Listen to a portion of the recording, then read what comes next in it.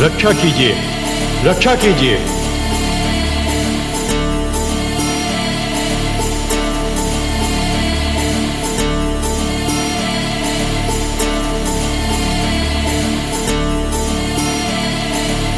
रक्षा कीजिए हे त्रिलोकीनाथ, आपकी सृष्टि संकट में है।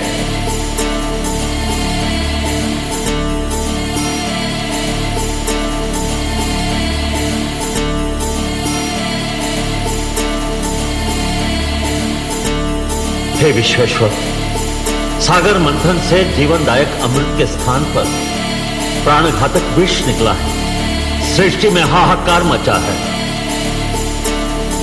हे आदि प्रजापति, हे देवगण, जीवन को अमर बनाने के लिए मृत्यु से हर पग पर टकराना तो अवश्य पड़ता है। इसी संघर्ष में तो जीवन का सौंदर्य निहित है।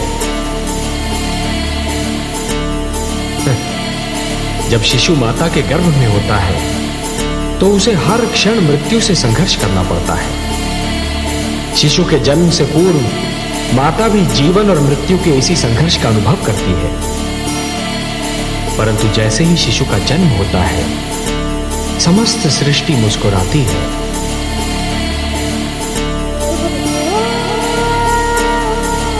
यदि अमृत की प्राप्ति इतनी सरल होती देवगण, तो जीवन और मृत्यु का यह संघर्ष और उसकी यह कथा कब की समाप्त हो चुकी होगी। परंतु हे जगदीश्वर, समुद्र में यह विष आया कहां से? यह तो आदि प्रजापति श्री ब्रह्मा की संतान मानव का चमत्कार है। वो जिस वस्तु को भी अपने लिए उपयोगी नहीं समझता, उसे समुद्र की गहराइयों में फेंक देता है।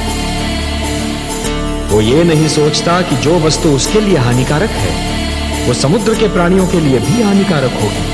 मैंने तो जल मनुष्य की आवश्यकताओं की पूर्ति के लिए बनाया था। सत्य कहा आपने हे ब्रह्मा। जल का तो अर्थ ही है जीवन, परंतु मनुष्य ने उसे व्यर्थ और हानिकारक वस्तुओं का भंडार बना दिया है।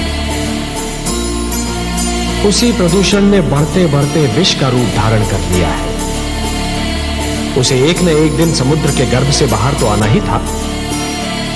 हे लक्ष्मी नारायण, क्या यह नहीं हो सकता कि यह विष जहां से आया है, इसे उसी समुद्र में वापस फेंक दिया जाए? नहीं देवराज, नहीं। यह समस्या का समाधान नहीं है। यह तो समस्या से भागने का एक असफल प्रयत्न है। यदि इस विष को पुनः समुद्र के गर्भ में फेंक दिया गया, तो वो दृष्टि से ओझल अवश्य हो जाएगा, पर उसके अस्तित्व का अंत नहीं होगा। वो कल फिर समुद्र के गर्भ से बाहर निकलेगा, किसी और पीढ़ी के लिए संकट बनेगा। देवराज, संकट का समाधान अगली पीढ़ी के लिए छोड़ देना स्वार्थ है, कुनीति है। हे सर्वेश्वर, सागर मंथन आपके आदेश के कारण आरंभ हुआ था। अमृत की प्राप्ति हमारे लिए नितांत आवश्यक है, परंतु इस विष के कारण मंथन स्थगित हो चुका है। आपका आदेश अधूरा रह गया है। हम मंथन करके आपके आदेश का पालन करना चाहते हैं, परंतु यह विष बाधा बन गया है। देवगण, ये बहुत जटिल समस्या है और इसका समाधान केवल भोलेनाथ कर सकते हैं।